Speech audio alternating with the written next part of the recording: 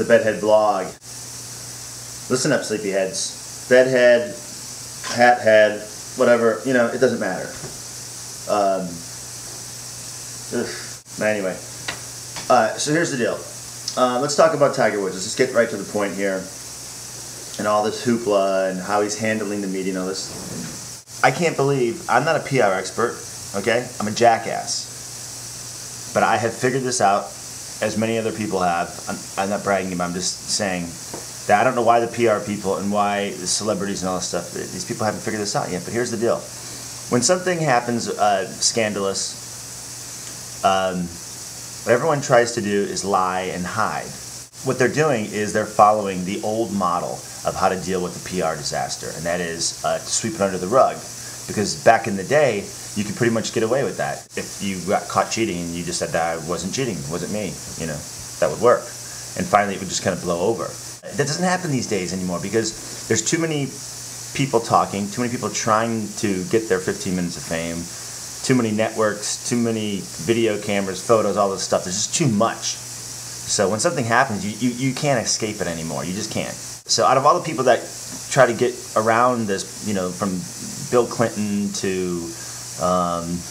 you know, Tiger to all these people that are doing these sort of things, Spitzer and John Edwards, all these PR disasters. And then eventually they get busted and then they come clean and it's just worse. So what they should do, and you saw this work with David Letterman, you just come clean from the beginning. People will at least respect you for being honest. They even forget the fact that you were kind of a shit for whatever you did, and then you move on. So what happens when you use the old model is what turns out to be, let's say, a 2 or 3 day news story about so-and-so having an affair or so-and-so doing whatever they did. When they lie about it, now people are like, wait a minute, is he lying? And then they try to find out the truth.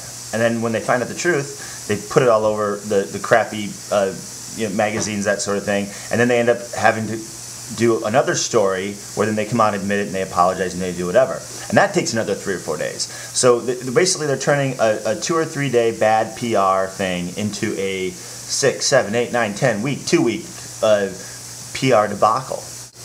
People having these sort of affairs or whatever, and they're thought of as bad. But Letterman literally was like doing this stuff as like sexual harassment. I mean, it wasn't sexual harassment maybe, but it was something that could be misconstrued as sexual harassment, or someone could probably win a court case about sexual harassment in this kind of situation. But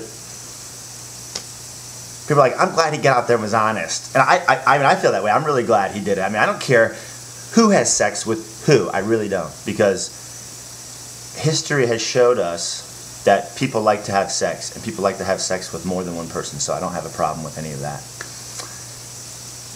Anyway, it's just a little too much information right now. Anyway, so if you are a politician, or you are a famous person, or you're trying to be famous, or you're a politician and stuff, look, throw out the old model of dealing with PR disasters and embrace the new model. Embrace where you are. You can't go back in history. You're here now. So when something happens, own up to it. If you don't own up to it, it's going to cause more trouble down the road. That's just my opinion. All right, that's all I got. Later, USA.